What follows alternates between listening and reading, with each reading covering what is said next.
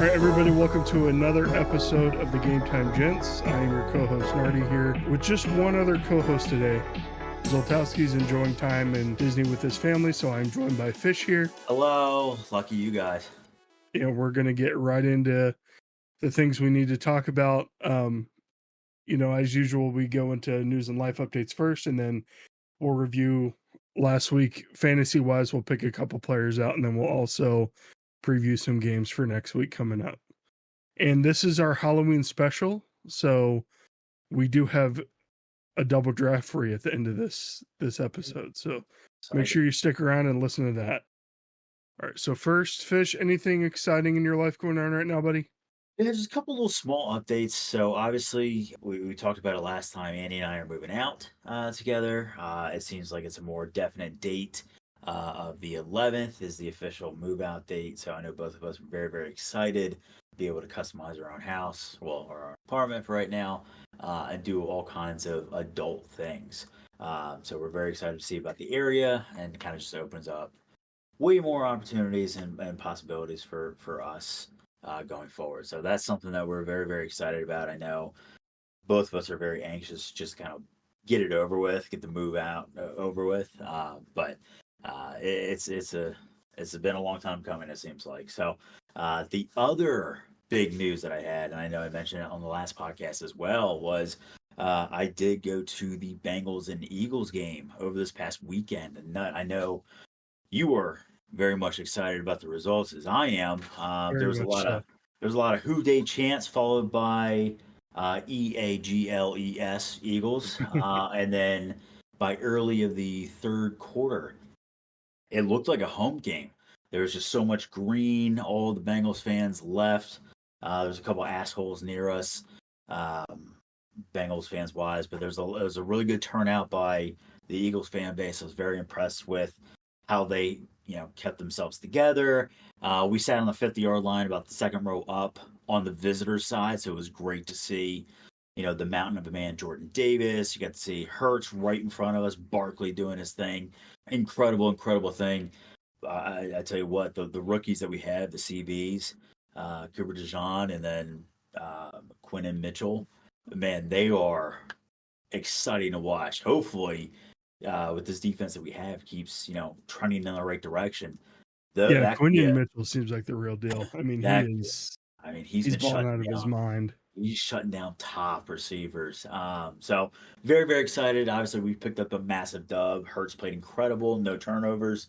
Again, we didn't score any points in the first quarter. I was kind of hoping we break that curse, but putting up 37 points, I guess, is okay too. So, but in 3 quarters, no less, it's pretty great. I mean, in 3 quarters, and we love it. So it seems like everything's trending. We're clicking most of the time, but we're not fully 100% unlocked. So excited to see when we fully unlock that potential, see what we can actually do. So, but that's the only updates that I have on my life for this past week and going into this week. Nut, tell me what you got going on, man.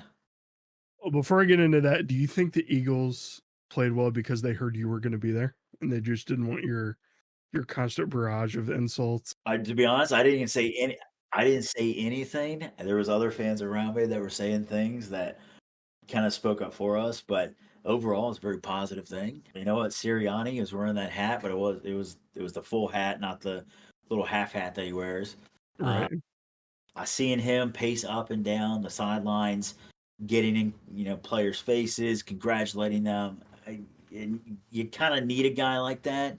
It seems like he's taking less and less reign for the play calling because we actually put up points this time. So if that's the case, then yeah, I mean, you can stick around, I guess. But as long as he stops calling plays and shit. But yeah, no, I don't know. I tweeted at Barkley, emailed Sirianni, so they might have just performed really well because I was there. And it's a Philly thing. I was wearing it's a Philly thing. I was in a bright Kelly green hat and hoodie, so kind of hard to miss me. But yeah, no, it was a hell of a day. I know I was excited. Annie was a little upset, but she was excited for me. So that was her first Bengals game. So what a game to remember. Yeah, absolutely. The losses keep on stacking for the Bengals, which is just wild with the roster they have on paper. But it really is. It really, really is. And I thought they had us in like the first half, and I was like, this could be interesting. It's just it all hell broke loose, and It looked good. I think most of our teams this week won except for Novus. So Saints are ass, by the way. So Yeah, it was a good week for the podcast in terms of the win-loss column. The Browns picked up the win over the Baltimore Ravens, which was surprising. Baltimore's been a very hot team the last few weeks, and I think their two losses have been to like very subpar teams. So us and I forget who else, but I'm not sure if it's just a reflection on the Ravens kind of overlooking opponents or if the Browns really just came out to play and played well. But as for personal news, I start my new job next week. I'm pretty excited about that. about Been kind time. of boring sitting around doing, you know, playing video games all day, doing nothing. So I'm excited to do that, start that up. And I did want to talk about, since we are a gaming podcast as well, you and I have been diving into Black Ops 6, Call of Duty Black Ops 6. It's been a lot of fun. Just initial, thoughts on the game itself. What are you thinking about? I love it. I really do. I've talked to a lot of people that have played it, not only within our friend group, but like coworkers as well. They all kind of say the same thing. It feels like the old CODs, right? It feels the movement's great, even the Omni movement. It's a little weird when I'm like, trying to, go prone, but then next thing I jump 12 feet back and I'm on my ass and I'm like, oh, this is interesting. And you see your feet in the screen. I don't like that, But I mean, waiting for the little sandals. Some streamers gonna have the little sandals on that have to blur their feet out for the toes and stuff. But Right. right. So no, I think overall, I think everything it's very well done. I know that we've only played the multiplayer, but we've heard nothing but great things about the campaign. We've heard zombies is very difficult. I've tried not to see clips, but I've seen some clips. It does look a lot of fun. I know we're gonna test that out this week, especially with Buzzin being out. So we may test it this weekend when we have some time. But I think overall, I think the game is great. The guns, the weapons feel great. The kill streaks are fantastic. Some of the maps, obviously, the big issue going forward, like it's Right. been for all the causes, That's all spawn CODs though. points and stuff like that. I mean, it is what it is. But I mean, I think overall, now obviously they'll do patch updates and stuff like that. But I think overall, the first few times playing it, I think it's very, very good, very, very well done. Haven't seen any. I mean, we haven't seen any hackers that we can like blatantly point out. But there's been no real bugs that we've noticed either. I mean, everything feels good when you kill someone. The headshots doesn't take too long to kill, but at distance it might take a minute. So it's just all a matter about playing with the attachments and stuff. But we've seen a lot of good positive trends with the attachments. There's not so many negatives. When you throw on a scope, you don't have 15 negatives, but then you Right. get that 2.5 times sight increase. So it's good to see those happening. Plus, you get the wild cards and everything's being brought back. So I love it. It is very frustrating. It reminds me of the old days as well, but I think I'm just getting older, so my reflexes aren't there. So, but I know I love it. No, what's your take on it? I really like the fact that they kind of stepped back and made it more simplified.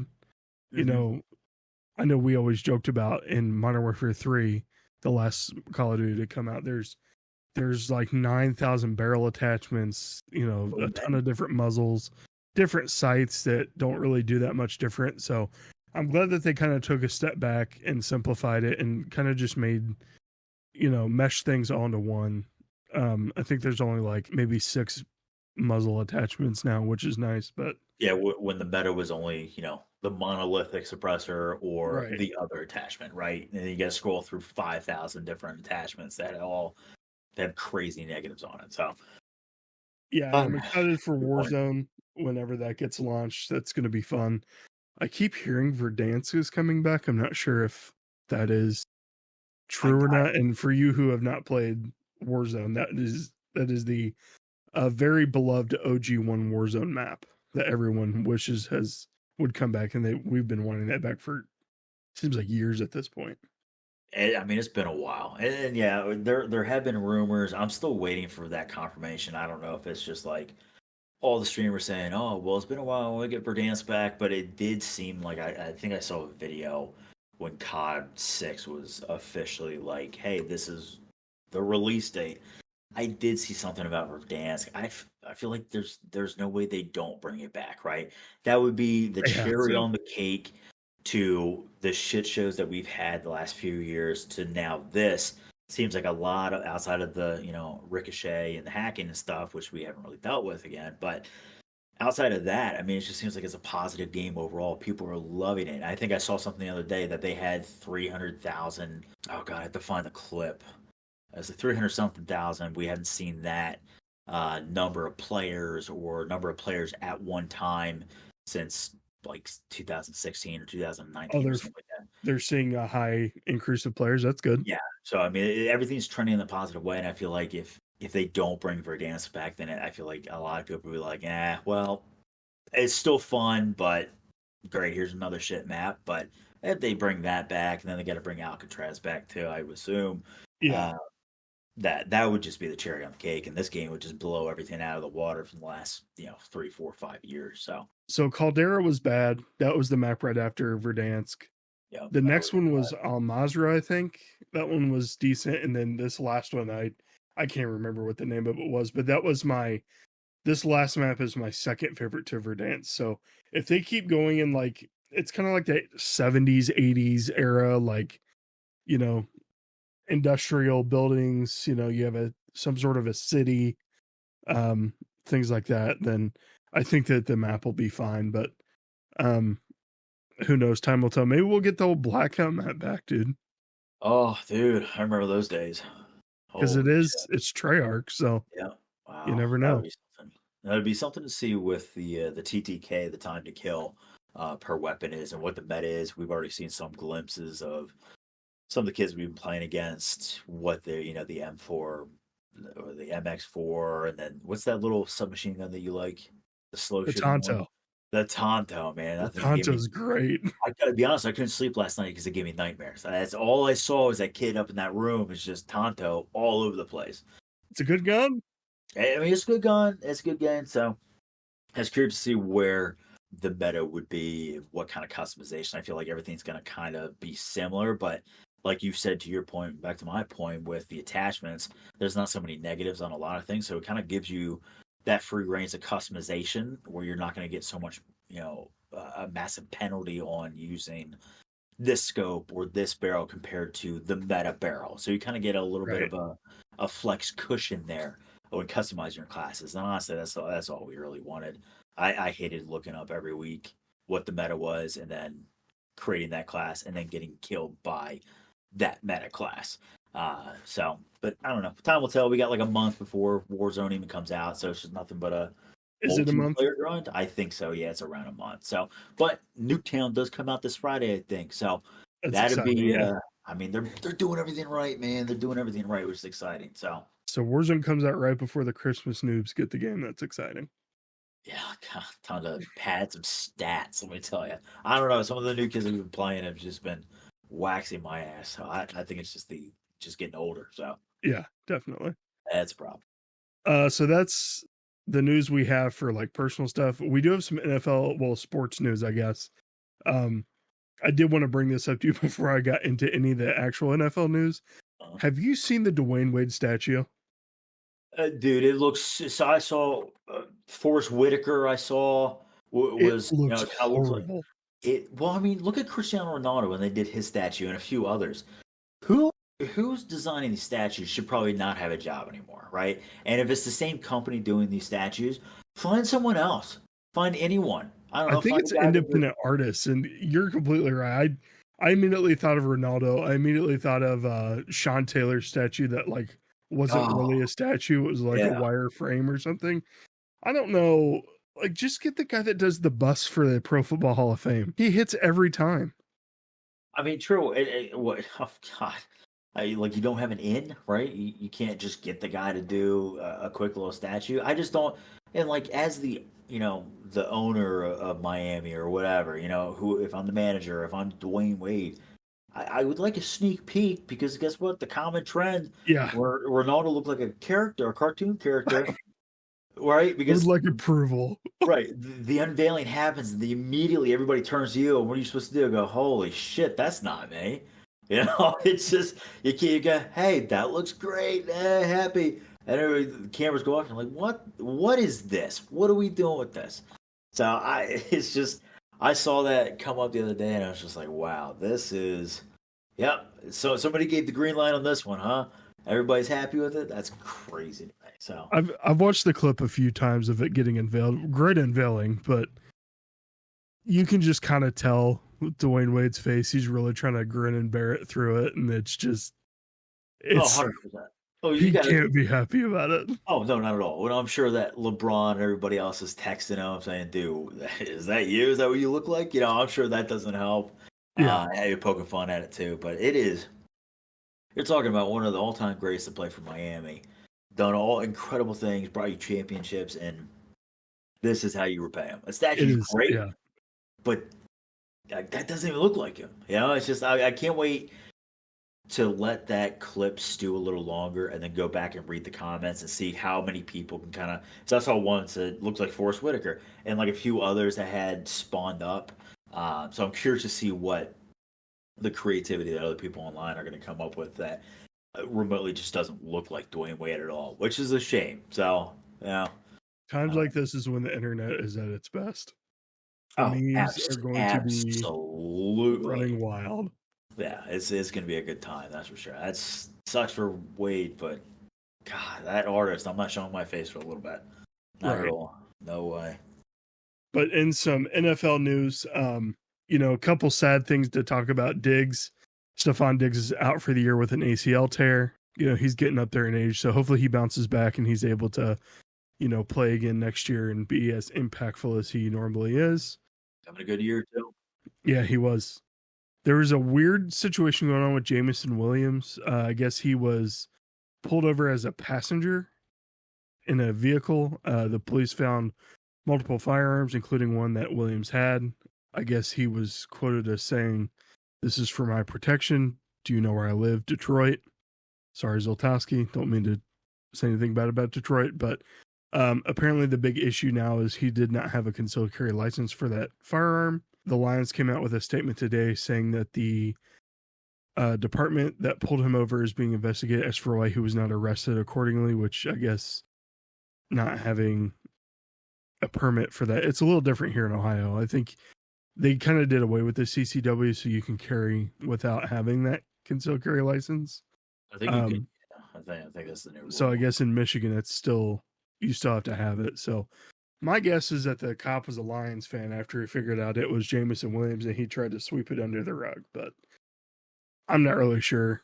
It's going to be an interesting development. It's very new what's going on. I think I added this to the document like 20 minutes before we started. Yeah, I mean, So, it really seems like the Detroit Lions are really missing him because they still put up 50 something points again. So, well, yeah, he's on suspension now for a completely unrelated issue. It was performance enhancing drugs. I think he got a 2-week suspension for that. yeah, So I'm not sure if this is. I doubt that's tied to this. I'm not sure how that would be. keeps But piling on. Keeps yeah, piling on. he's definitely the distraction going on for the Lions right now. Yeah, it's not what they need. Next here we have some trades going on in the league. Don't think we talked about this much last week, but DeAndre Hopkins got traded to the Chiefs for a conditional 5th-round pick that can turn into a 4th-round pick if the Chiefs go to the Super Bowl and if DeAndre Hopkins plays, I think it was 60% of snaps. So Which he will. I mean, they got nothing yeah, else receiver, so he was really getting eased in last week, and I believe I saw an article today where expect a bigger share for DeAndre Hopkins in Week 9. So believe he's really going to step in there and make a difference. He did not have the best quarterbacks down in Tennessee, but DeAndre Hopkins, I believe, can still play even at his ripe old age of however old he is now.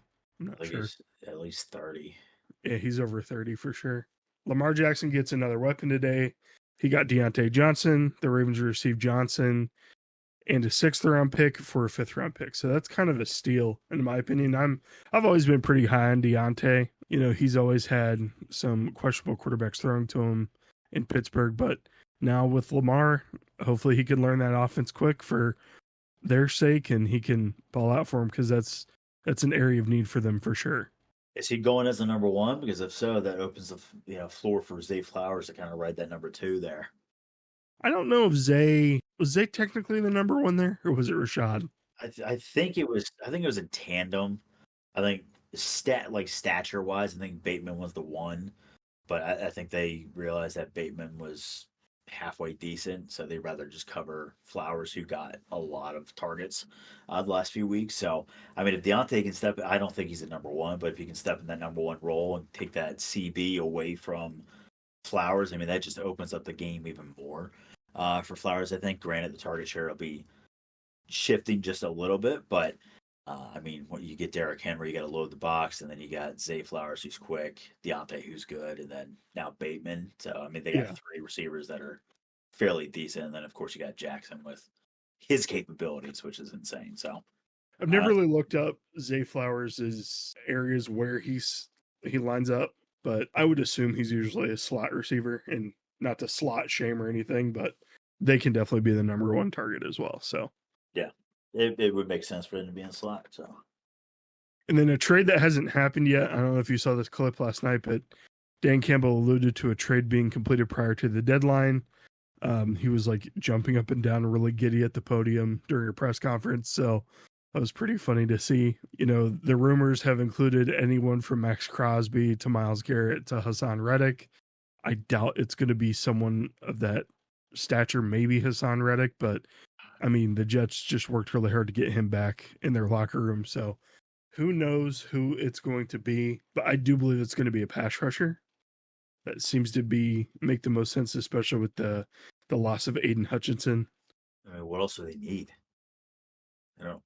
Yeah, that's a good point. I'm not sure what else they would need. Maybe somebody in the secondary, but yeah. As a backup, I mean, even missing, you know, their star at the end. I mean, they're still dominating defensively. So yeah, I mean, whoever, kind of like what Zoltowski brought up a couple weeks ago. I mean, they had some big shoes to fill, but it seems like all the guys that we had named off are filling those shoes accordingly and doing well at it. So, granted, they've been hot. So, I mean, play the hot hand. But, I mean, that would be stupid, insanely good for either of them to get Crosby or Myles Garrett. Hassan Reddick, I'd probably stay away from the cancer room, or not the cancer room, excuse me, the locker room adjustments there. But, I mean, if he gets Myles, I mean, that can't really be mad as a Browns fan. I mean, he finally a good opportunity to possibly get a ring. Same thing with Crosby. I mean, you hear nothing but great things about both of them. So if it's Myles, it better be 5 first-round picks. It's just not going to happen. That's how good he is. Changed my mind. Can't do it. Oh, he's good. You seem a little biased, all right? A little bit, yeah. Yeah. I'm a Browns fan. You know, are you? Okay, I didn't know that. Sorry. If any of the fans out there that are listening for 13 weeks in a row, that's a Browns fan. I don't know if anybody heard that one before. So, speaking of Browns fans, I do have some sad news. The Browns have lost their announcer for the past 25 years, Jim Donovan. He unfortunately passed away this past weekend on Saturday before the game. You know, a lot of Browns Twitter is saying that pick that Kyle Hamilton dropped had some Jimmy Donovan in there breaking it up. So it's really sad to see him go. He had some all-time calls. I mean, you know, Run William Run was an all-time call. My brother actually wears a jersey of William Green with that duct tape to the back over the nameplate. Chubba Wubba Hub is an all-time. Just after Chubb runs in like a 50-something yard touchdown, he just can't contain himself and he screams Chubba Wubba Hub. So it was an awesome moment. And, you know, all the times that the Browns have went to the playoffs in the past 5 years, he really made that special. So really remember him from, you know, when we were a kid and like Sunday Ticket didn't exist and stuff like that. Jim Donovan was the only way my brother and I could enjoy a Browns game. So we would listen to Jim Donovan with my dad. Like he was really good at painting a picture of what he saw on the field and getting you excited. You know, what 8-year-old kid wants to listen to a football game in the car, but Jim Donovan made us want to listen to a football game in the car. So he'll be sorely missed. Rest in peace, Jim Donovan, and prayers to the Donovan family for sure. Yeah, definitely. But we will get into our week 8 review now. We do have just the two of us, so We may talk about some other things if we feel like we're running short on time. Since it's just the two of us, do you want to go ahead and start? Or you want me to keep going since it's kind of on the same track with the Browns that we were just talking about? I mean, I would love to hear you go because I'm very excited to see these results. I'm looking at these numbers here and the names here. It's about damn time, right? Yeah, Go ahead and take it definitely. over. So the Browns did beat the Ravens 29-24. Jameis Winston did start the game. He has been named the starter going forward because of his performance. He was 27 for 41, 334 yards through the air, and had 3 touchdowns. Now, in Deshaun's entire tenure with the Browns, he never threw for over 300 yards, and he only threw for 3 touchdowns once. So, Hey, sidebar: did he throw an interception at all? no, but he did lose a fumble, unfortunately. So Jameis doing Jameis. Okay, I was curious. Yeah, he Usually did throws lose a fumble. 15 touchdown passes, but also 15 interceptions. So But you know what? He at can least lose a it's working. fumble every game if he has a game like this. Like, I mean, yeah, it's a lot. especially with the 2 pregame interviews, the hype Oh, speech, I the got some post-game interview where he quoted Eminem. Like, gosh, what great. a guy. It's What a great. guy for the locker room. It's a positive locker room, that's for sure. And with Jameis's big game, we saw some Browns players have some career days, or I'm sorry, some season high days. Cedric Tillman caught 7 passes on 9 targets, 99 yards and 2 touchdowns. The 99 yards and 2 touchdowns are both season highs for him. Jerry Jeudy had a season high in yards, 79 yards on 5 receptions on 8 targets. David Njoku caught 5 passes on 7 targets for 61 yards. And then Elijah Moore really stepped up for the first time since he's been a Brown. He had a season high targets, receptions, and yards with 8 for 12 and 85 yards. So it was really great to see all those guys starting to get target share, starting to get catches. You know, it seems like Jameis is really letting that offensive, those play calls develop and really find the open man, which is how the offense is supposed to run. So there was a little different change as well.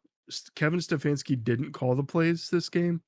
It was our new offensive coordinator. He was new this year. Ken Dorsey, I believe his name is. I know his last name's Dorsey. I think his first name's Ken. Whoever the guy that called plays for the Bills last year, that's who our offensive coordinator is now. So it seemed like he maybe opened up some new wrinkles, but Stefanski was able to focus more on the entire team than, just the offense. So team played great. It was a great game to watch, and I'm glad that, Jameis is at least getting his flowers for this one game. We'll see how the rest of the season goes, but Jameis is not super old, so I'm not sure if he's like a franchise guy, but he could definitely be another bridge player. I mean, you guys had what? Who's the old guy that you drafted, that rookie? Brandon Weeden. He was 28. Brandon Weeden. Yeah, I mean, Jameis is 30. So yeah, he's 30. So I mean, if he keeps playing like this, I mean, he wasn't bad when he was with the Bucks. Wasn't bad when he got the opportunity with the Saints either. So they're I mean, if you like you said, another bridge guy, or I don't know, maybe you do another 4-year deal type thing. I don't know, but a lot of good positive trends, especially with that game. I mean, nobody thought that you guys were going to beat the Ravens. And again, I don't know if the Ravens took the day off, they're preparing for the following week, whatever it may be. right. Stats wise, I mean, you guys played really well. Baltimore also played really well. They didn't have that many turnovers or anything like that. But I did want to give you a shout out though on Tillman. Good call with him really kind of popping off. So I know that's back to back weeks for him fantasy wise. He's done very, very well. So it seems like Jameis is not shy of throwing him the targets as well. So good call out there for your own guy there. So yeah, he's really stepped into that Amari Cooper role. I mean, he's been playing really great. So definitely a red zone target as well with those 2 touchdowns. absolutely. So what we're saying is if Cedric Tillman is available in your league, pick him up. If he's still out there, which is insane to me, if he's still out there, snag him. So Yeah, we tweeted this last week. So if he's still out there, you're not listening to us. which is unbelievable. We get 5 gifted. Yeah. Crazy. Mm. Maybe 10. Jump to the 20. I don't know. Let's deal Just with it. tell your friends about us. We'll settle for that. exactly. So I'm going to jump into my week surprise. We've talked about a few of these running backs that are ahead of this guy on the roster. Christian McCaffrey, when he does play, is incredible. Jordan Mason, we've jokingly named him the best running back because we're watching him. Every time we look over, he was just a 15, 20-yard gain. Jordan Mason did go out again this week on an injury. Unfortunately, for most of us that started him, only put up 1.6, 1.9 points in most formats. But Isaac Guerendo, 14 rushes for 85 yards and 17 receiving yards through the air, and also caught a touchdown as well. I don't understand it, right? You figure out of that, running back core, maybe that's the reason why they have 38 of them, is because it doesn't matter who they plug in, they do very, very well. When Guerendo had the opportunity to step in a couple weeks ago as well, he popped off, I think it was 9 rushes for 90 something yards as well. He had that big long gain. I kind of wanted to bring this up to you. Is Guerendo really that good, or is it simply a system thing? We've seen Jordan Mason succeed. We know Christian McCaffrey is good there. But now we're seeing this Guerendo kid. Doesn't seem like it was a fluke. I mean, he ran very, very well. Is it purely talent, or is it really a simple plug and play? Anyone at this point could do fairly well into this team. I kind of wanted to get your thoughts on that, though. I think it's like definitely Christian McCaffrey is an amazing player. Jordan Mason's very good as well. Guerendo, it's too early to tell how good he really is, but this is definitely a system thing. Like going through the Shanahan system, even back to Mike Shanahan, running backs have always done well in that system. If you're going to look at the 49ers in a vacuum, you've got Elijah Mitchell as well, who did really well last year, who hasn't played this year in the absence of Christian McCaffrey, and then I believe even Jeff Wilson played well when he was there, which was a few years ago. So yeah. it seems like every player that they have step up there plays well. And the funny thing is, it seems like when they need a running back to rely on, they only give that one running back the carries. So I noticed that. Yeah. So Guerendo's not really getting much playing time while Jordan Mason is, healthy, but when he goes down, it's only Guerendo at this point. I don't think any other running back really touched the ball. I didn't watch the game that closely. I know Debo definitely had some carries, which. Yeah, but it's like a traditional running back, Yeah. Which Debo should demand $75,000 every time he touches the ball as a running back. I feel like that's when he gets hurt the most. I mean, the guy's constantly hurt, but look, if this Guerendo kid is out there in their leagues and a lot of the deeper leagues, it's a good grab and stash. We know that Jordan Mason has been kind of battling some injuries the last few weeks. We've seen him go out for an extended period of time. Guerendo steps in, does well, and then Jordan Mason comes back. Or like this past week, Jordan Mason had gone out and Guerendo stepped in and took the lead role. Kind of like Nutt said, they don't really believe in sharing multiple running backs out there with carries. So if Guerendo seems like the guy that could fill in that gap for that third running back spot, well, I guess second on the depth chart until McCaffrey comes back, it might be worth a quick little stash knowing their injury history with the team in general. I mean, who knows? He could step out in the slot at this point. So just something to kind of look into and keep an eye on if you're in the deeper formats. I know most of our leagues, this guy was scooped up with the rookie draft. Yeah. For a lot of those who aren't running the dynasty effects, he might still be out there. It might be worth the stash if you got, someone who's already out for the rest of the year or just isn't performing. Just with a hot team that they have there, could be an opportunity. So it seems crazy to tell someone to pick up a handcuff for their handcuff. That's wild. It's wild thing. It's something they should do for sure. Guerendo is, if Jordan Mason misses an extended period of time, he's going to play well, I believe. Absolutely. So, I mean, we've seen it so far. So run the hot hand, He's not quite a fantasy hero yet, but we'll get into our fantasy heroes. Now, I like this one. It's about time, Nut, that your guy finally stepped up just a little bit. The team's in shambles, and we'll get into that. Definitely. I want to hear what your hero is, and I'm loving it on both sides. So a lot of people drafted this guy at 1-1, especially in PPR formats.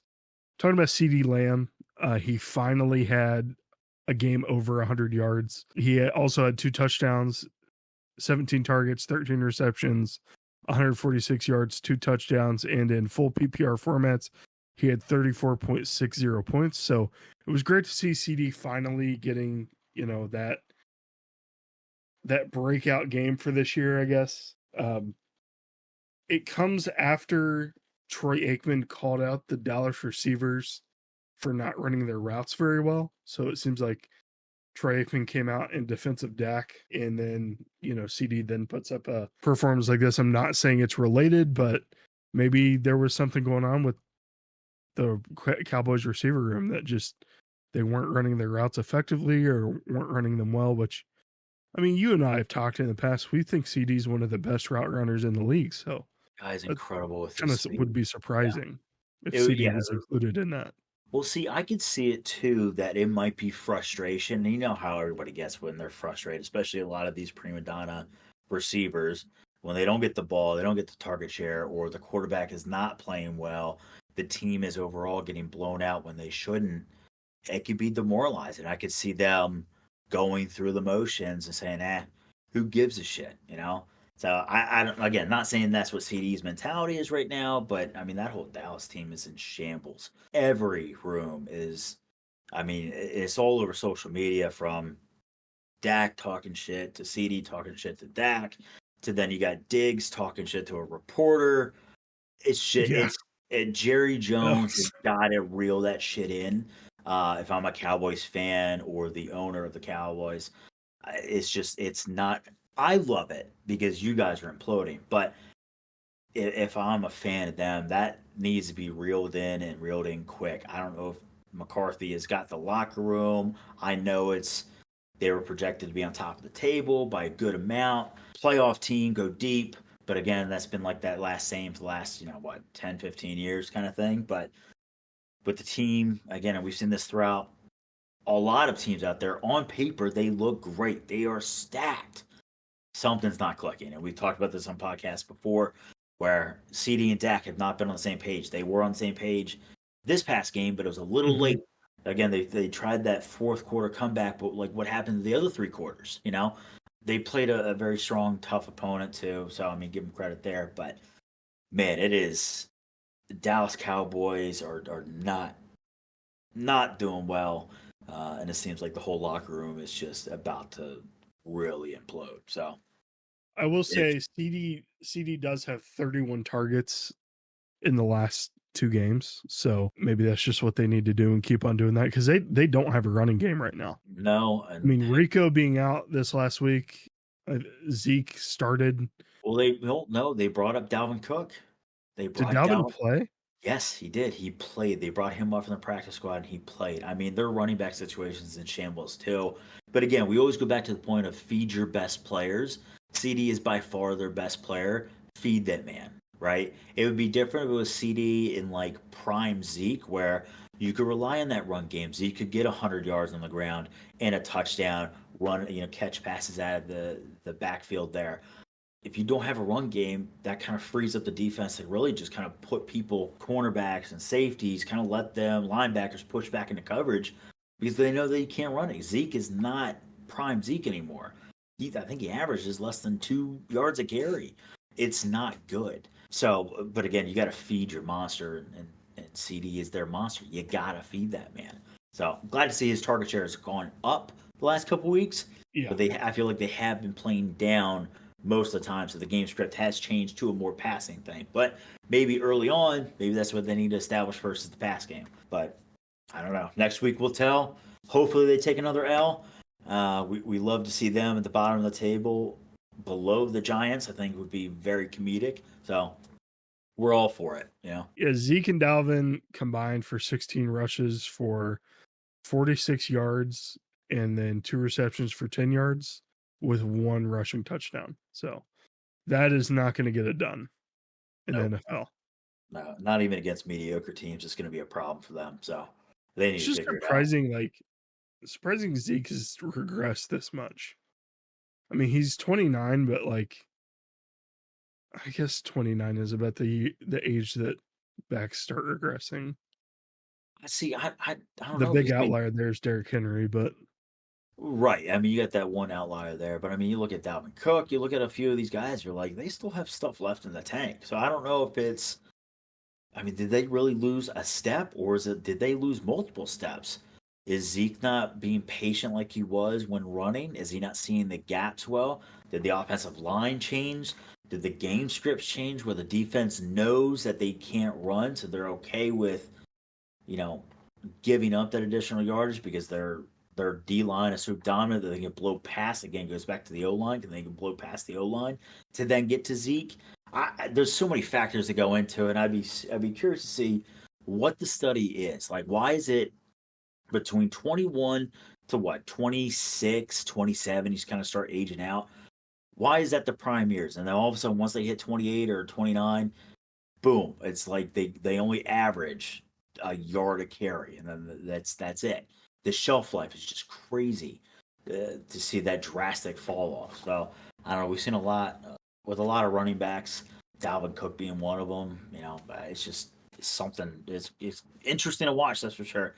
Definitely asks a lot of questions. yeah, for sure. I would like to know, like, even Rico Dowdle, who's a lot younger, like you said, he's not having that much success either. So I got a fantasy manager. I got him. I hope he balls out. But there's been some flash in the pan movement. You're like, oh, that's a pretty good run. And then there's other times it's like, he ran right into that guy's ass. Like, what are we doing? So, I'm looking at his stats now. He's been good when he's gotten the carries. So there's only one game where he's got, or two games where he's gotten over 10 carries, and he's scored over 10 points in both those weeks. yeah, I mean, he still catches balls out of the backfield too. So it might be just a volume thing. Could be, yeah. So I think they really got to look towards him when he's back and healthy. I know he missed week 8 with an illness, so yeah, I think they're still hung up on the whole Zeke thing, and they're going to try and feed him as much as they can. It's just not going to work. He's done. So let's talk about your fantasy hero. You stuck with the receiver as well, so I did. I'm actually very glad. So I watched this guy. He's a rookie on a somewhat okay receiving core. Rumor was that he was going to take a lead role when he was going through OTAs. I don't know if he's a true number one or if he's in that number two. I mean, they kind of feel like the receiving core, they kind of just place him wherever to see if it works. But I'm going to go ahead and go with my man, Ladd McConkey.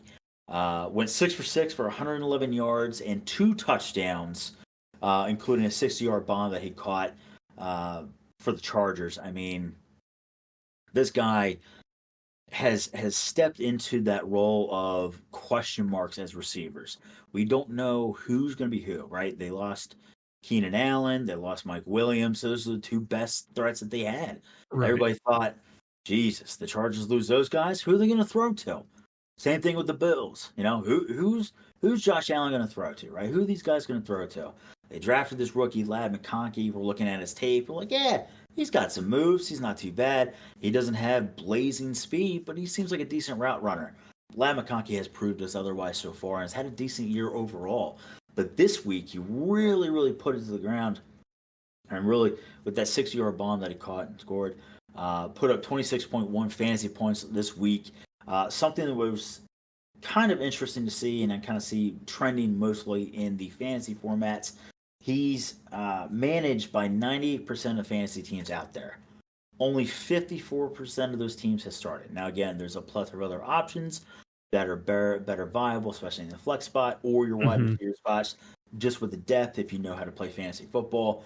But it is something to kind of keep an eye out going forward, assuming that their run game is a little iffy. They might be down early. It seems like the passing scheme, what they're known for, especially out of the backfield, seems to work better.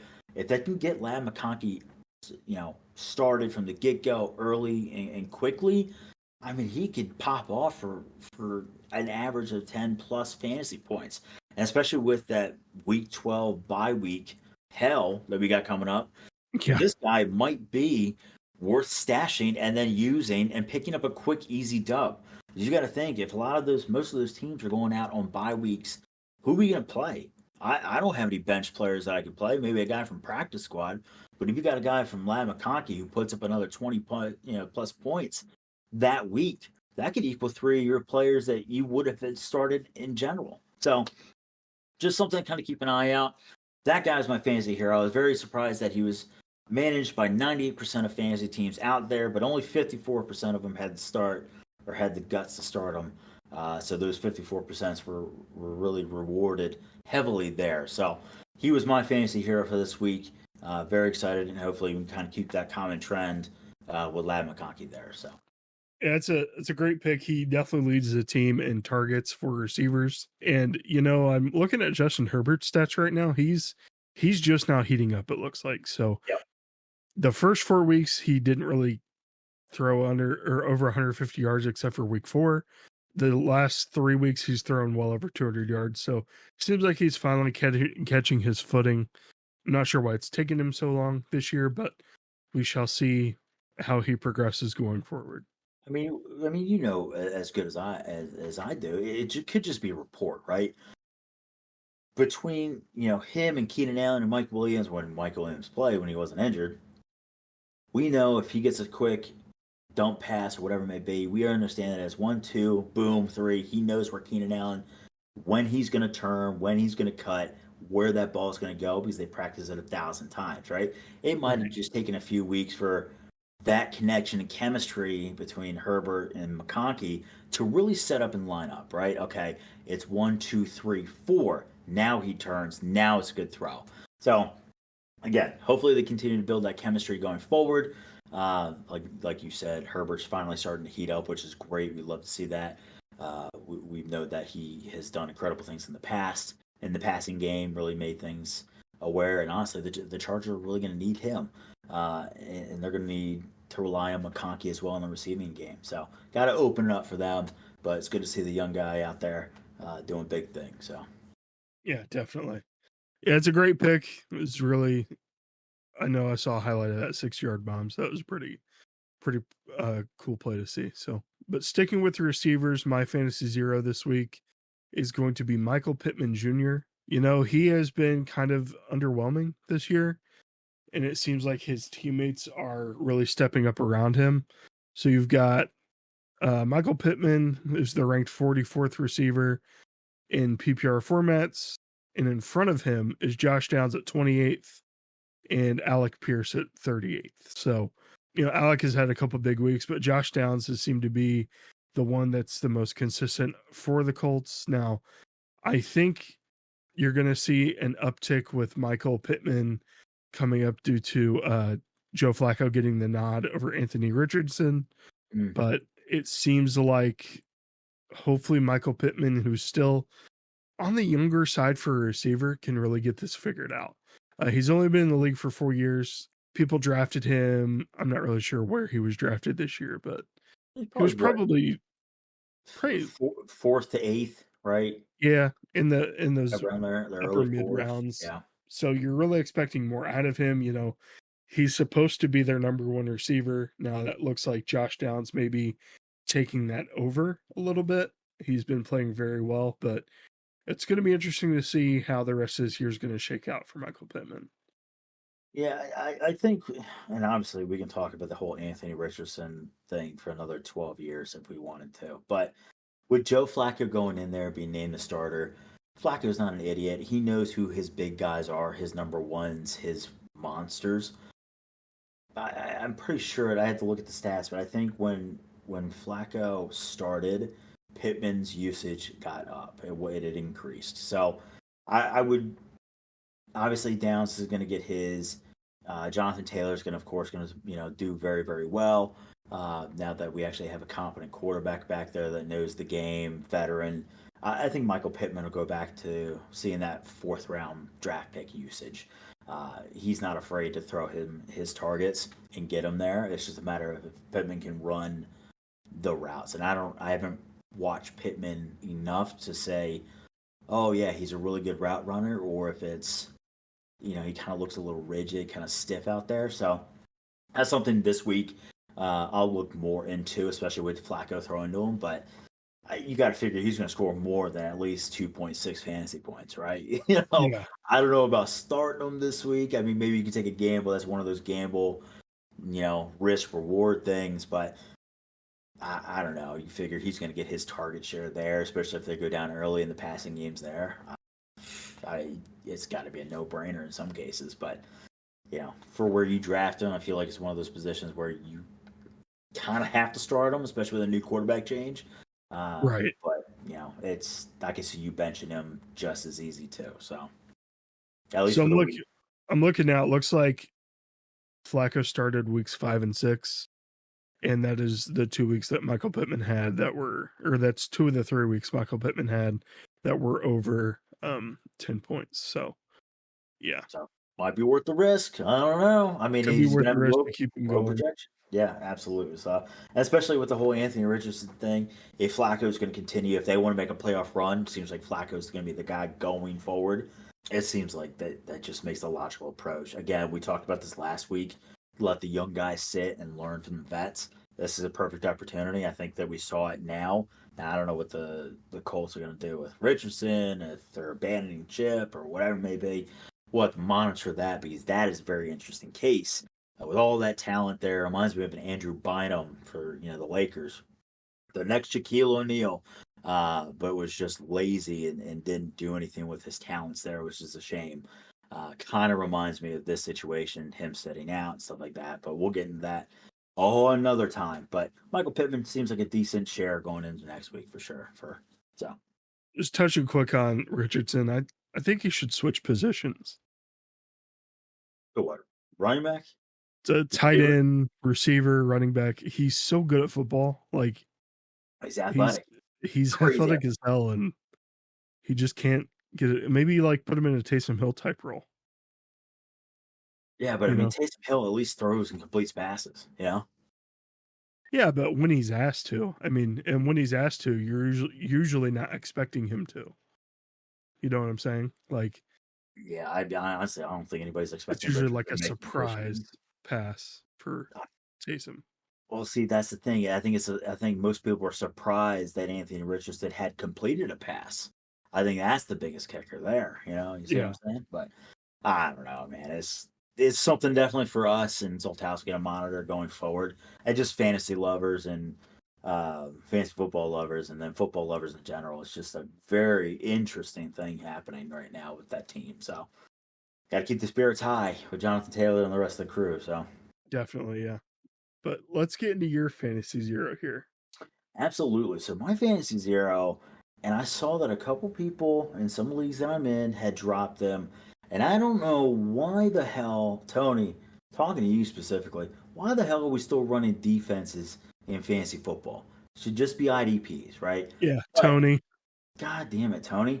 But I did see that someone in one of my other leagues and ESPN had dropped the Vikings defense, and I quickly swooped them up, saying, "Oh, that team is hot. That defense is hot. Great. I should have no problem, no worries starting any of them going forward, even if they play a relatively outside like the Lions or something like that. Where okay, cool. I'm okay with them taking 8 points."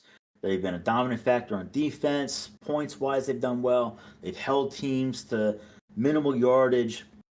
Their run D is very good. Going against the Rams, and I'm thinking, okay, yeah, sure. I think Cooper Kupp is back. Yep, just saw that notification. He is back. Puka Nacua is back.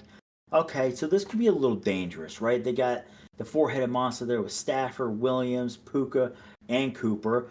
But Puka and Cooper just came back from injury. So maybe they're not going to get full-blown usage out of the gate, right? Maybe they're going to rely on Williams just a little bit. Absolutely not. I think Puka caught 11 out of 15 passes in the first quarter. They fed that guy a quick slant merchant. They fed that man on a slant on everything, which is great. And Cooper Kupp got involved too. As a fantasy manager of both those guys, I loved it. And then I realized that I had started that defense. Vikings defense gave me 0 points this week. I think I ended up losing a couple games because they had 0 defensive points. Again, Cooper and Puka came back. We didn't expect either of them to really pop off like they did. Puka really demanding that possession role. Of course, with his size and physicality, he's done really well there. And then Cooper, caught that touchdown pass as well, which is great. But the Vikings defense just couldn't get any pressure to a struggling Rams offense. Stafford didn't throw, I think, what was the stat? He didn't throw 3 touchdown passes at all that year. And it was, what, week 8, I think? And then he threw for 3 touchdowns that night. Yeah. I mean, he did what he did and relied heavy on Cooper and Puka, which is great. So if you got those guys, especially Puka, going forward, that's excellent news for you guys. But Vikings defense just couldn't get any pressure. They recorded 1 interception. I don't think they had any sacks. Maybe they brushed Stafford's arm once. But, I mean, he had free reins to kind of just do what he wanted. And most of the game script there was quick out, very fast passes, get it to Puka, get it to Cooper, get it to Kyren Williams, let him do his thing on the ground especially too. But I mean, this is the second time in all the weeks that Vikings defense has been available in Tony's league for some reason. This is the second time that they've scored lower than 13 points. Week 4 was the only time that they scored against Green Bay lower than 13 points. Everything else has been 13 and up, which has been insane numbers for defense. So I don't know. I mean, they have to lead the league in interceptions. I'm just now seeing what the stat is there.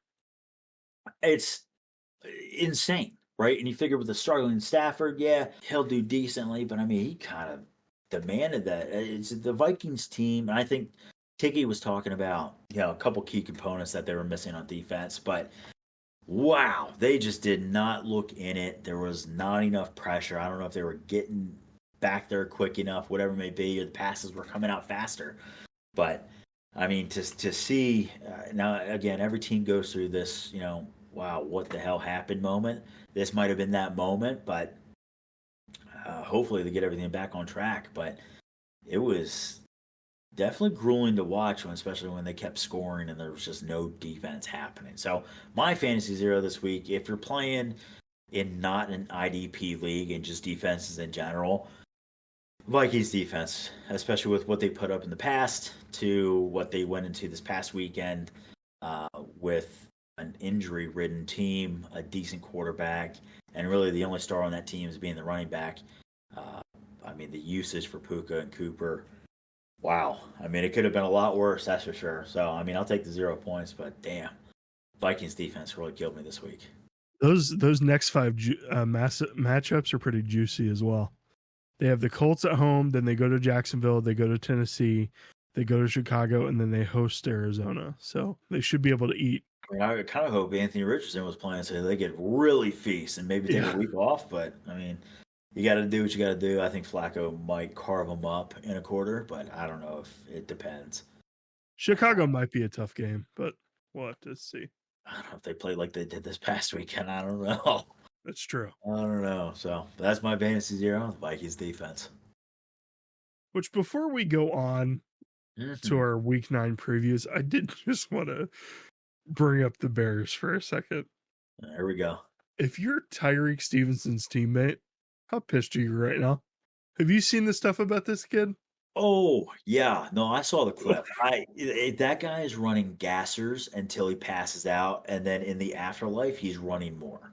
I can't believe. There's no way you're doing that shit, right? There's no way. Noah Brown was his man as well, the guy who caught the game-winning touchdown. Yeah, I know. He was supposed to follow him the whole way. Everybody said it was instant karma. He's taunting the fans, and all of a sudden Noah Brown catches the touchdown, who he was marked by. He's the one that tipped it up, too. Yeah, I know. It's just, if I'm a teammate, and we saw Caleb Williams, granted, he doesn't really have too much to stand on. The whole Bears team in general, then outside of the defense, outside of that last play, the whole offensive team, again, outside of Swift too, just didn't really perform that well. It seemed like Caleb just couldn't find his rhythm there. Kind of went back to his early in the season stat line. Very low percentage completion, minimal yards, not much going on the ground, didn't really score any touchdowns. But he showed a lot of frustrations. And again, don't condone, something. There's a time and a place when to show emotions, and there's a time and a place that when to kind of conceal that. I understand his frustration. Could have won the game. That percentage, and I'd be curious to see what that percentage is like on them completing the pass. We've seen Aaron Rodgers do this in the past when it seems like if there was a jump ball, we knew that Green Bay was going to win because Yep. Rodgers was throwing to somebody. Like every time. Everybody remembers that shit, right? But I would be very furious, but that would be a locker room conversation, right? It's not so much a blow up on the sideline, run to the locker room kind of thing. It's more of a, okay, yeah, I'm pissed. I know everybody else is pissed too. The fans are not happy. The coaching staff has got to be furious. And guess what? He's gonna get an earful from everybody. But it's just something you just can't really. And I know it's very hard to contain, but you just can't really let that loose out on the sidelines, especially being a possible, captain going forward. You're leading the offense. You're leading the team. Can't really show that type of emotion. And I get it. I really do. But that guy is something else. I think it was McAfee that tweeted, I would not want to be number 29 during film review tomorrow. No. I don't even know if he's in film review. Because yeah, you're right. He might just be running and then also paying fines. He's running the entire Chicago. I think he's just running all of Chicago. All the streets of Chicago. He's touching every back road, every alley. He's running it. That it's wow. I mean, we see a lot of players in college get cocky, and a lot of NFL players get cocky, but this is one of those true, yes, finally. If I was a Washington fan and this guy's taunting me, I'm riding that high of happiness and instant FU karma. Right. I mean, that's just got to be a surreal moment, and I'm glad that it was televised and now it's being tweeted and Instagram all over the place, being shared across everything. It's just one of those. Okay, yep. This is what happens when you're a little too cocky. And especially, what blows my mind is I'm looking at this guy, right? And it took me a second. It was like, oh, he's taunting the fans. Okay, cool. And I'm looking up. I'm like, oh, Daniels is scrambling on his way back. The play has been live for 10 seconds now. And then he wants to lollygag and go into that. Out wild to me. Oh my God. I can't imagine if I was the owner of the Bears. Yeah, he held the ball for 13 seconds before he threw it. Holy shit. Just insane. But yeah, we'll that was a fun game to watch. Mm-hmm. I know it. No, we didn't expect we expected a lot more scoring, but I mean the Bears did everything to give that game to the Commanders, and they ended up doing so. So always funny when that happens. But again, Bears defense looks great. Washington is someone to stay on the radar. Eagles fans, Giants fans, Dallas, you guys just got to worry about your own shit first. But I mean, Washington's here to play, and as long as Jaden Daniels stays healthy, even when Mariota took over, they still look good. It seems like they got that young core with Brian Robinson Jr. back there running it, who's done solid running the rock there. And then it's glad to see Terry McLaurin is finally showing some happy emotion instead of frustration. So I hate to see it, but they look good. They look good and they look happy and they're fun to watch. That's for sure. So it's a 2-horse race in the NFC East, I believe. You guys don't say it. Don't say it. You think Dallas is going to step up now? I love that. Yeah, keep up with that. Yeah, they're for sure gonna step up for sure. They're great. Yeah, they're great. All right, so let's get into our Week 9 preview now. Week 9, we're at the halfway mark of the season already, if you can believe it. Actually making me kind of sad, but next week we will have a little bit different of a structure of a show, I guess. We'll talk more about, what we think the rest of the year is going to look like instead of doing this pregame segment. And then the following week we'll come back with this again. But usually we like to go in chronological order. Fish, we are in the same time slate this week. So I'm going to go ahead and kick this off real quick. Absolutely. I am taking Miami at Buffalo. Now, I know this is, this game probably doesn't have a lot of playoff implications or anything like that, but I did just want to say a couple things real quick. Tua's back. He looked decent last week, and most importantly, he learned how to slide, it seems like. So, good thing for Tua there. The Dolphins are a much better football team when Tua's on the field. Devon Achane is night and day when Tua's on the field. So anytime Tua's playing, you can fire up your Devon Achane shares and, get him into that starting role there. But what I will say is, the Dolphins aren't necessarily out of it in the AFC. 10 of the 16 teams, in the AFC, 10 of the 16 teams are 4 wins or lower. So there's not a lot of winning going on in the AFC right now. You got a couple teams that are running away with their divisions, like the Buffalo Bills are, which unfortunately the Dolphins are in their division, but they could still be in the fight for a wild card spot, especially if Tua stays healthy.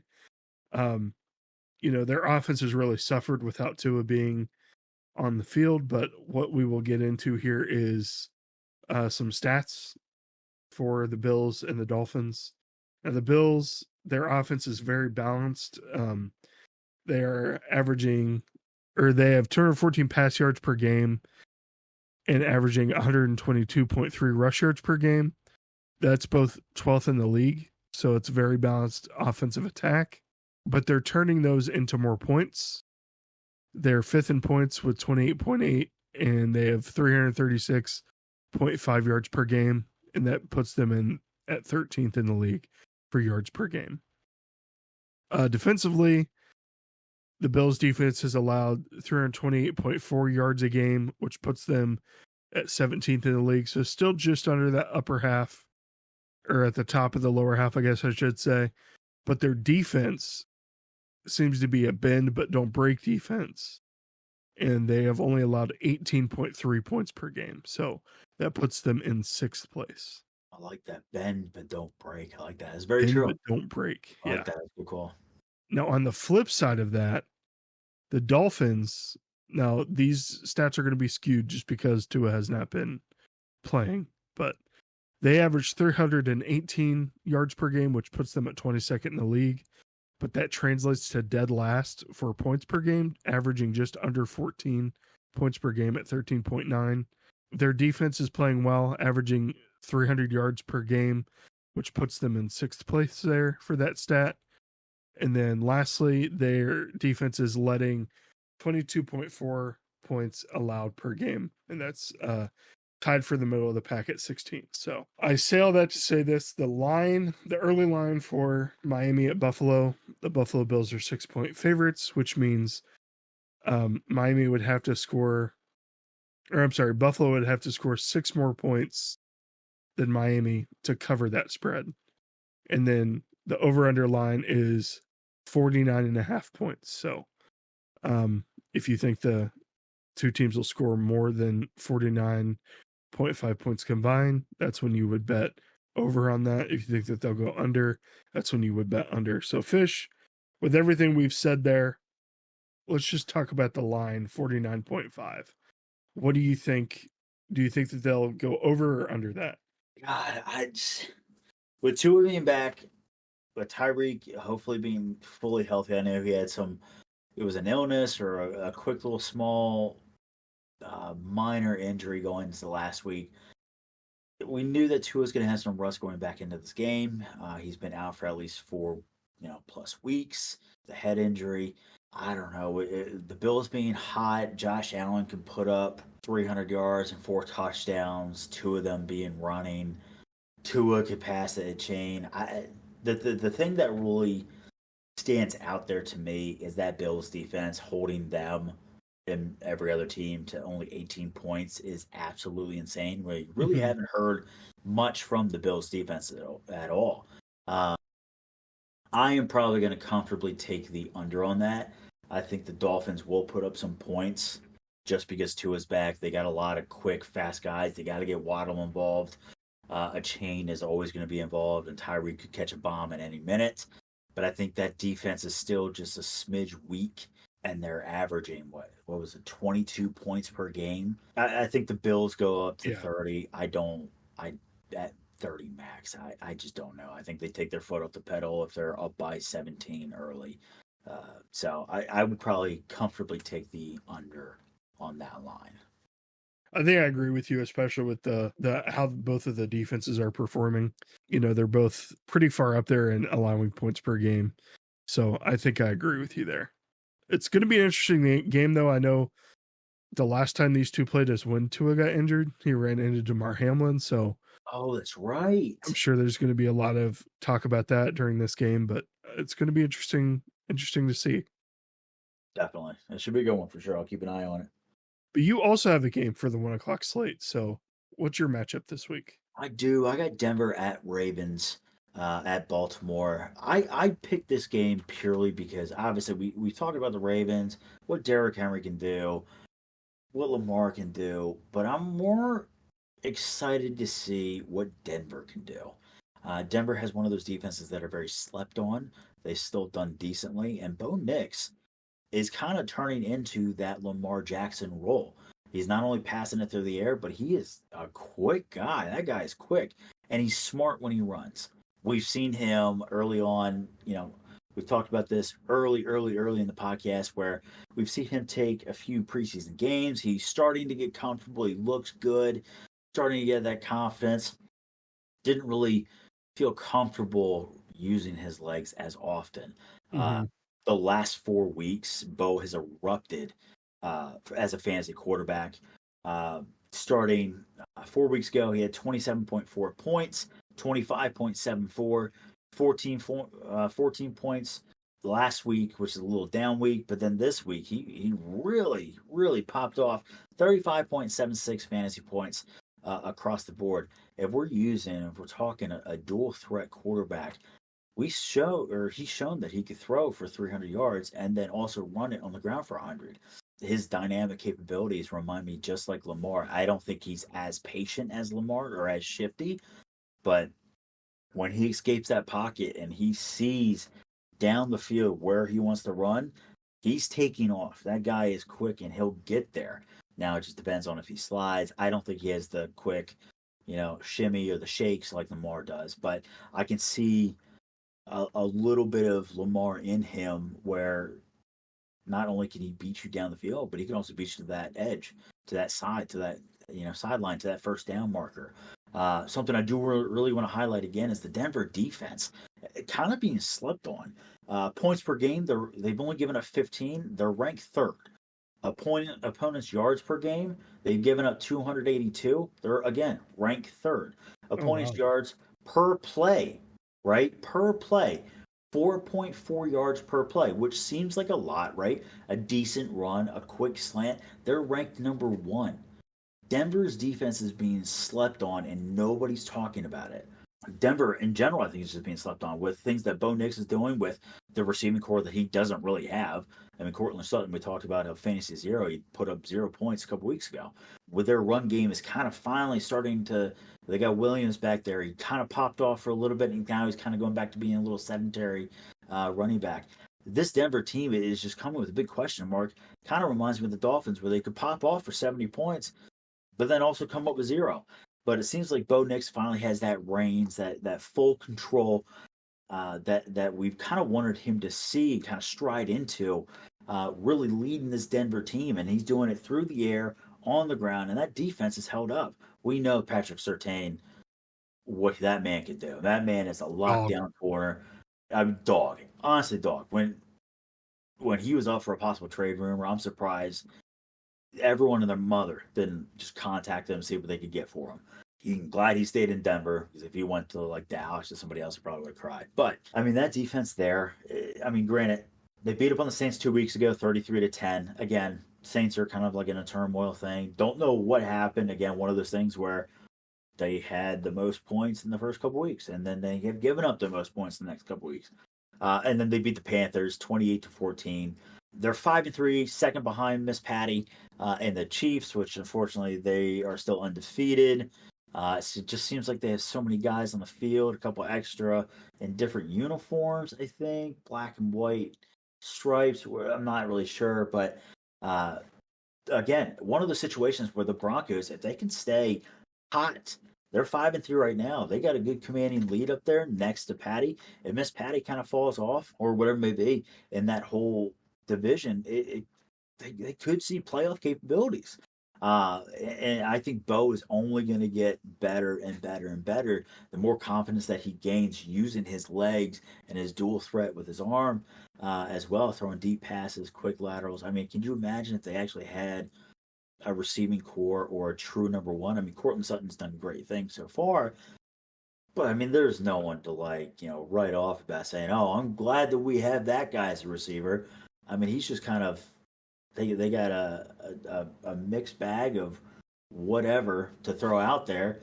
I mean, he's Right. handling it. So I'm curious to see where they end up this year, who they end up drafting, if it is a receiver or if they do make a trade for a receiver. I mean, they're 5-3 with a rookie quarterback and a defense that's stout that nobody's talking about, which is incredible. So I want to touch on that. I'm very excited to see what Denver does with a true powerhouse of a team. I do want to talk about the Ravens real quick. Obviously, we're all shocked. My mouth is still dropped when they lost to the Browns. Again, JMO might be the guy. You might want to extend that contract extension. I don't know. That's what I'm Whatever. screaming, dude. I mean, he looks good, and he's got the locker room. Honestly, the locker room is the biggest thing there. So, that being said, Henry was only held to 73 yards last week, but did score. So, his scoring streak for a touchdown every game has continued. Denver could be this team to stop him. We know Derrick Henry has been stopped before in previous weeks where he's been held to 43, 58 yards in a game. And of course, he has that typical Derrick Henry run where he pops off for 80 yards or some stupid shit like that. Denver could be that team that really puts them in their place and holds them down, locks them in. We know the Ravens trade and got Deontay Johnson. I don't know how much of an impact he's going to have this week, but it could be a factor. But I mean, if he's going to be the true number one, he's not catching shit. Not with Surtain out there. Zay Flowers, big receptions last week. Again, we kind of touched on it with Nutter's game. Had 7 receptions for 115 yards, so it looks like they're utilizing him more. Again, with Deontay Johnson going there, it should open up more opportunities for him to get open. I don't know if the target shares are going to increase for him, but he should be more open. Those difficult catches aren't going to happen as often now. Hopefully, if they play him in the slot or another number 2. And then, of course, Lamar is going to do Lamar things. He went 23 of 38, passing wise for 289, which yardage wise is great. Accuracy is not the best. He did have 2 touchdowns and 0 turnovers. So overall, the Ravens did play well last week. I just think the Browns played better. And you know why? You know why? We had the locker room. It's the locker room, dude. It's the locker room. They had the locker room. That guy, honestly, if he should just do TED Talks when he retires. That guy want to play for somebody. They finally want to play for somebody. So it's finally, you can see that emotion behind it, that adrenaline rush after they scored, especially with Cedric Tillman getting in there doing his thing. So, but that's my game of the week. Broncos versus the Ravens. Again, very excited to see what Denver can do against a stout team with Bo Nix behind them, hopefully doing crazy things just like Lamar does. But I'm going to more focus on that defense and kind of watch and see how they handle not only that it seems like 4 running back set that they have with Lamar, Hill, Henry, and countless others, but to see how they handle the quick slant passes as well. So very curious to see how they contain Lamar Jackson as well. But that's my game of the week. I think it's a great pick, honestly. You know, you're right. The Broncos have been silently playing well, and I just looked up the way too early playoff seeding, but if things were to end today, they would be the 5th seed. It's not a bad seed. Not a bad seed. I mean, you'll Right. play a good seed, but I mean, at least you're in. At least you're in the playoffs. So we'll see. I mean, we'll definitely next couple podcasts we'll have to make some early projections, or I guess mid-season projections. Excuse me. Yeah, how we think the teams are going to. My bet is still looking good. I made a futures bet on who I thought would win division. So, oh God, who'd you we have? talk about that more. Well, we do another time. I know you and I picked this guy to do well, and then he tears his ACL or has a shit game. It's typically the people that you bet against. they do well sometimes. Yeah, sometimes. Most of them are my fantasy team, so I'm just convinced that you're going through our leagues and just picking everybody from my team. So I bet for the Houston Texans, the Kansas City Chiefs, the Atlanta Falcons, and the San Francisco 49ers to win their divisions. Okay, that's not bad. It's not bad. Which the Falcons getting that second win over Tampa, that's pretty big. That's pretty big. Tampa's cooling off. Big. Tampa is cooling off. They just got a lot of injuries right now. They do. They got a lot, but every team has a lot of injuries. True. And the last thing I wanted to say, I can't believe we forgot to say this earlier. Mm. Shout out tight ends, dude. Happy tight end week. Dude, tight ends are coming back. We love to see it. We love to see it. I mean, there was 17 tight end touchdowns this week. It's absurd. They haven't gotten that in the first 8 weeks. Pretty outstanding. I'm glad to see people are using them. And Mark Andrews is slowly making his way back. So I don't know who he bought flowers for and chocolates, but he's making up with them, which is great. So glad his last 3 weeks have been very good. He's scored in all 3 of those last 3 weeks as well. 4 touchdowns. Looks like old Andrew. So all right, so let's get into our drafts for this week. Now, we did say it's our Halloween special, so we do have 2 Halloween-themed drafts. Now, since it's just Fish and I, this should go pretty quick, and we're going to do drafts for things we loved to get in our Halloween buckets as a kid, and then things we hated to get in our Halloween buckets as a kid. So let me do the randomization. Fish, what we'll do is whoever gets first on this first draft, we'll go second on the next draft. Is that cool? I think it's fair. So for you, we have you going first on the first draft. And then for things we hate, I will go first. Okay, easy enough. Right, now, for candies, do we have to be specific? I'm not sure I understand what you mean by that. Well, I mean, if I say candy in general, right? Do I just get you can't say anything about candy now? No, it has to be brands of candy. Like, okay, that's what I I didn't know, but you can't just say chocolate. Just sweep the game. Well, I'm just trying. I'm thinking, strategy wise, right? You got first pick. You don't want to, botch it like the Giants did with Daniel Jones. So, okay. Right. So I'm going to go ahead and not give a brand of candy, but I do think that the candy is obviously the premise for a kid, right? You go up there, you're dressed up, you do the awkward, you knock on the door, trick or treat, and you always have that one house that you always remember. That house always gave out the king size candy bars because they knew what they were doing. It didn't matter if it was a king size Snickers or a big Reese's cup. That house was the house that you had marked down constantly. Whenever you drove by, you always said, hey, that's the house that gave me that foot long, the Snickers. I like that guy. That guy's cool.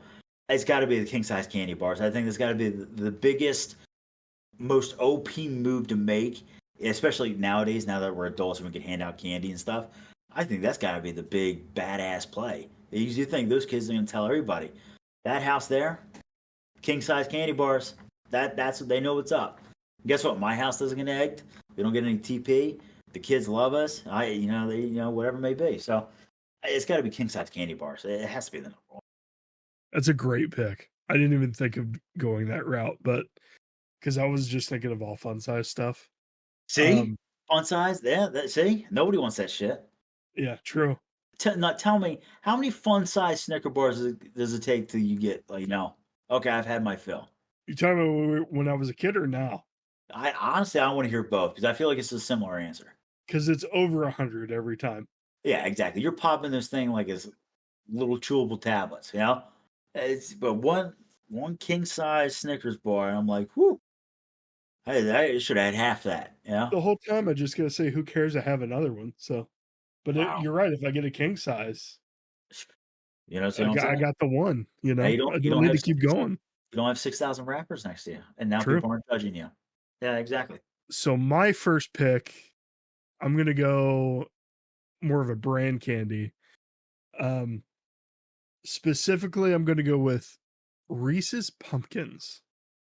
The pumpkin shaped Reese's. Whenever Reese's goes into the more fun shapes, is when the Reese's are the best to me. Like, I don't know what it is. If the chocolate to peanut butter ratio is a little bit different, it's the same way when they go with trees, when they go with bunnies on Easter, trees and Christmas. It's always good. Always good.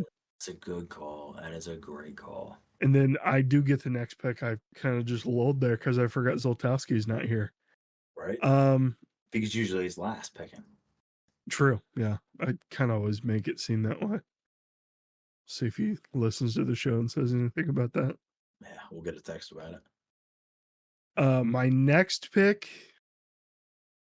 don't know if I should stay in the chocolate world or go away from it. God, stay in the chocolate world. Get crazy with it. I'm actually going to go away from it. I hate you. My second pick, and it just seems like people handed these out a lot when we were kids, just because you could buy a big bag of them and they were all individually wrapped. I'm going with Starbursts. Ah, I okay. love getting Starbursts. Most of the flavors were disappointing outside of the pink flavor, but I get it. I get it. Pink and yellow, I would say, are the two good ones. Honestly, I throw orange up there, but I'm like, yeah. Red's just ass. So I agree with that. I agree with that. yeah, Not great. Not great. Red Starburst specifically, I'm going to save for the next draft. Okay, hey, you can lock that in because I'm not going to take it. I get that. So, but my pick isn't a candy, but it is something that I do love sports, and there was always I remember growing up and going trick or treating. There was a couple houses growing up in Jersey that would hand out. Now they weren't anything crazy, but they were baseball packs, a little pack of cards. Whether they did it themselves from a bulk collection that somebody had, or they bought the cheap kind and they just handed it out. It was something nice to, after you're devouring all your candy, be like, oh shit, I got baseball cards. Let me open these real quick. And he never pulled anything crazy, but it was kind of keeping up with that tradition of, baseball's not dead. Teaching your kids how to open up packs. Obviously led into a plethora of Pokemon packs being open and baseball cards really too. So, but baseball cards opening those packs, you didn't get too many of them, but those are the ones that really stood out to me, especially growing up as a kid. So now my other, I'll be honest, I've never gotten a pack of sports cards during Halloween, but that's cool that you have. It was just one of those weird things in my grandmother's neighborhood. So it's just like, oh, okay, that's different. I like that. That's cool. It didn't happen too often, but it was something I remembered. I was like, shit, that was sweet. But I guess Pokemon kind of just came out with that too, didn't they? Yeah, so they had Halloween packs. Oh, I'm glad you said something, because that will be my eventual pick. But my next pick, I think. Now you know me, I love to chew gum. I'm a big gum chewer. Yeah, especially when you got the double bubble, a little double bubble. That they would give you along with your smorgasbord of chocolates. But it was nice to devour 15 candy bars and then go, ooh, let's try and blow the world's biggest bubble. And how are we going to do that? Double bubble. In two pieces, might I add. Now, your jaw was exhausted from chewing. It almost seemed like a plastic substance for 45 minutes. But man, when you blow that bubble, holy shit, you fell on top of the world. So it's got to be double bubble for me. Amy mentioned that was on her list as well, so that's funny you said that. And double bubble is the shit, man. It's good stuff. Not great for the teeth though. A lot of sugar. Yeah. I'm sure. My next pick, I'm going to go with the little the fruit colored like Tootsie Roll things. Not Tootsie Roll specifically, but the little fruit colored ones, you know what I'm talking about? Well, like the ones that Stamper had at his party? Yeah, it seems like you can only get them during Halloween. I don't know why, but the rumor is the company goes in business around Halloween and they immediately go bankrupt right after. So it makes sense. I mean, yeah, checks out. It makes sense for how they're operating. But true. Yeah, fruit flavored Tootsies is what I'm gonna write here.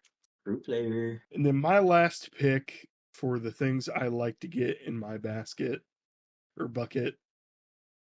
I'm probably gonna lose some people here, but this is one of my favorite candies of all time.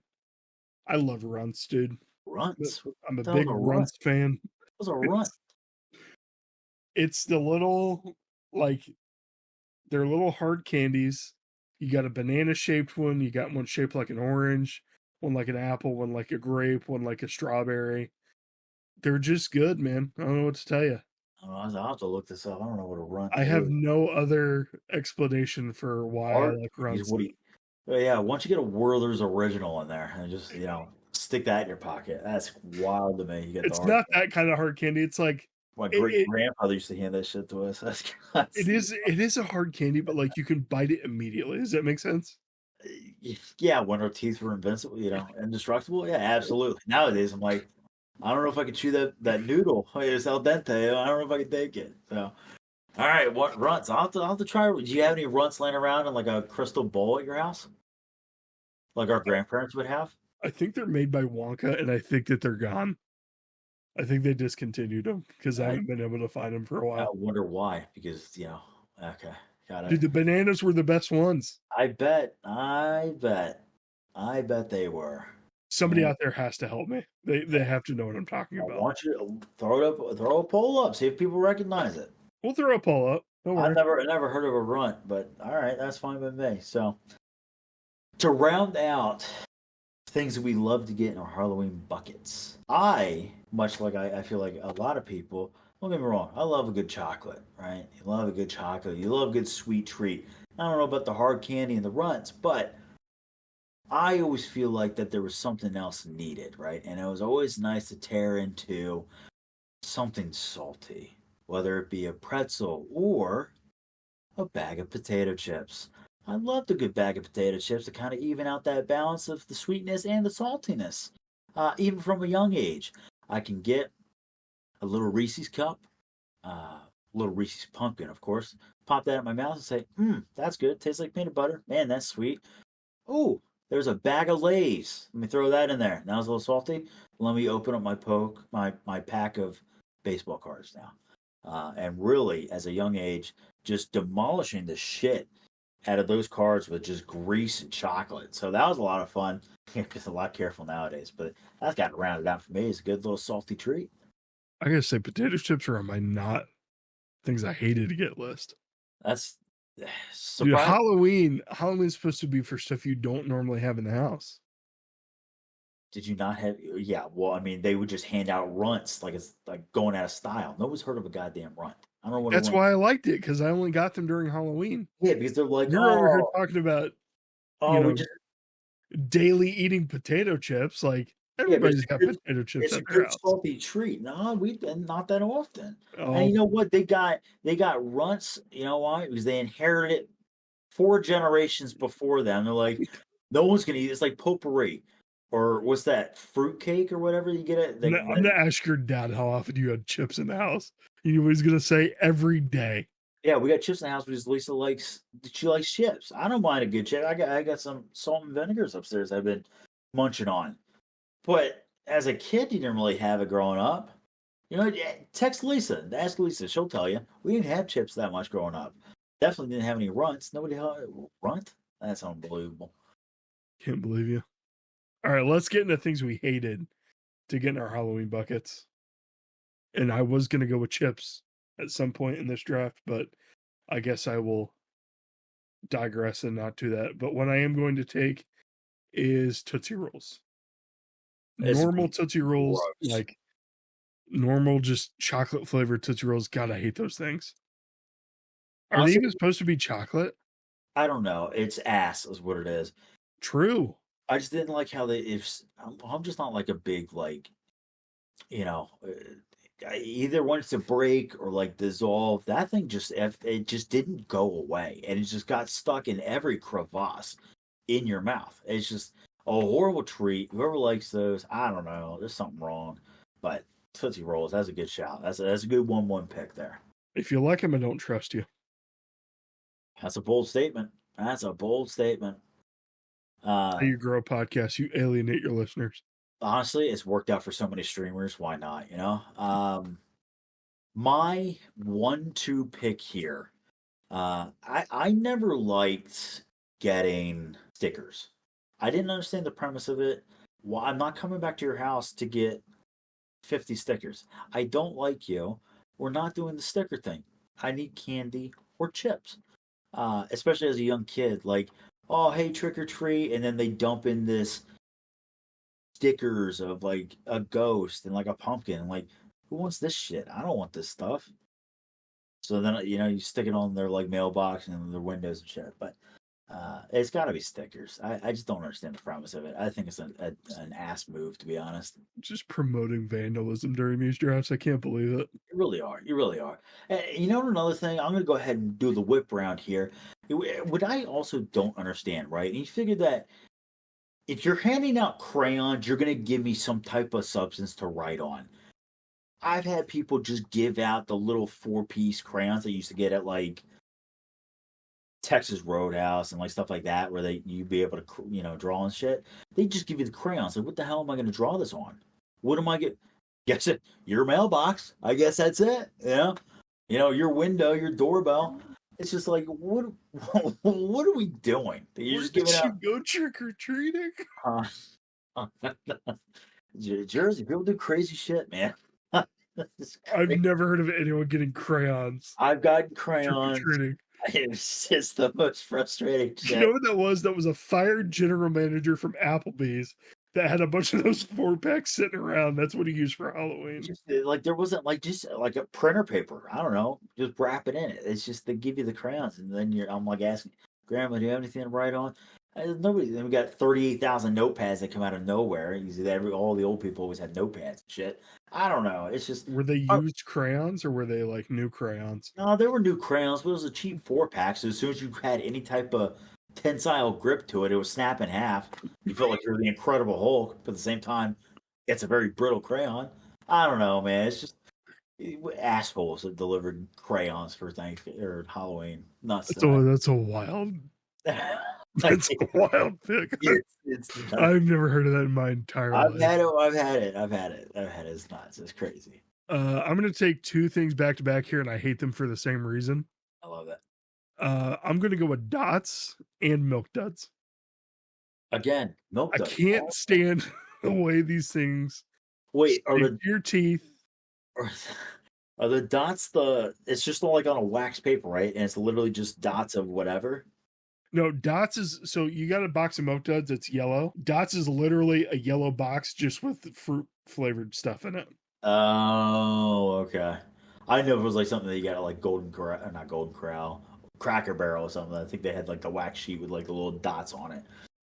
No, it's you'll have to look them up. It's something that gets stuck in your teeth really bad, which I'm noticing a pattern here with my 3 dislike picks.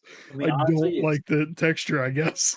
No, you're not wrong though. Nobody likes Milk Duds or Tootsie Rolls. I don't know.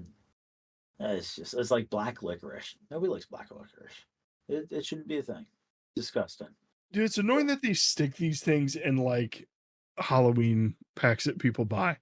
So like you go to buy an assorted bag of candy, like, can we just put all the bangers in a bag? Do we have to put like Dots and Milk Duds also in the bag? Oh, Annie and I went to Costco. Costco, great place, by the way. Incredible. I got, it seems like 38 packs of gum for like $12. So I'm living in gum heaven right now. But we went and got candy for family because they're going to do the whole trick or treat thing. First 4 packages I see, big Tootsie Roll packages. I'm like, who the hell's eating this shit? Can we open up the bag and dump that stuff out? Nobody wants that stuff. I think honestly, they should. I'm charging them for buying this Tootsie Roll bullshit. Awful. Yeah, we're sorting it for them at that point. I'm sorting it for them, and guess what? No kids are just gonna throw it in the sewers anyway. They're just gonna drop it. True. Trash. Outrageous.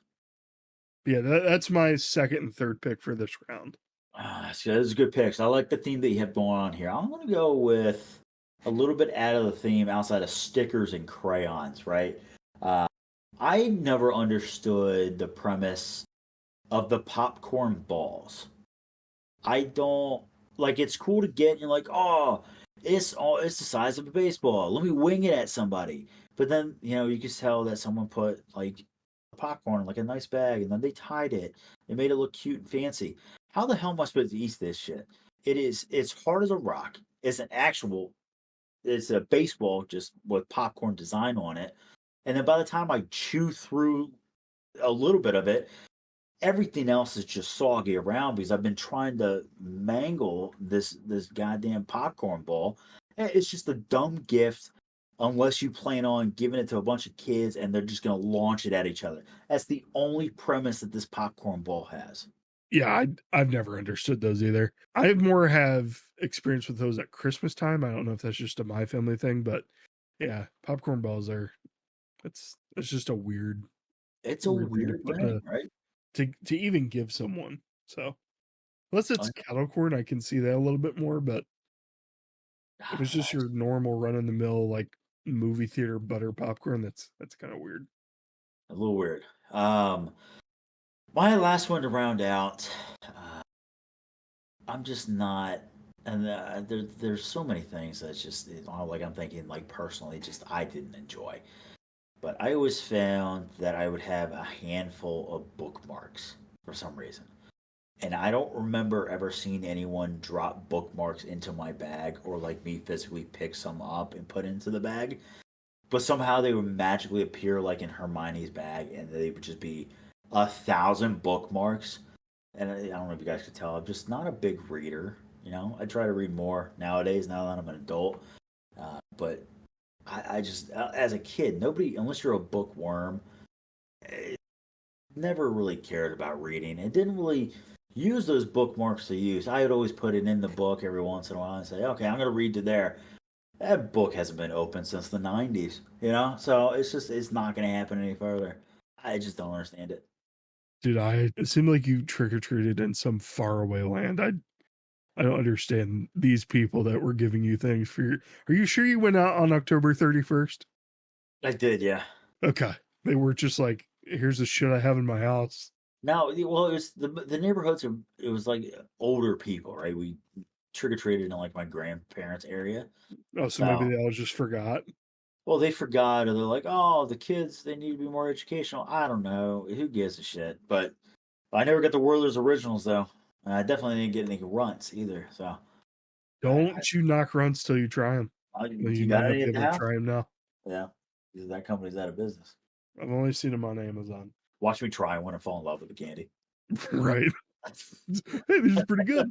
All right, my last pick, and now this is when I was a kid. I did not like these. I love these now. It's one of my go-tos. Oh, no. When I was a kid, I did not like Mounds or Almond Joy. I didn't think I liked coconut, but I'm gonna just stick with Almond Joy for now because that's the one I like the most out of the two now. So Almond Joy is going to be my pick. It's, if you don't know what these are, fish. I know. Come on, I know it. Almond Joy. Okay. What are you kidding me?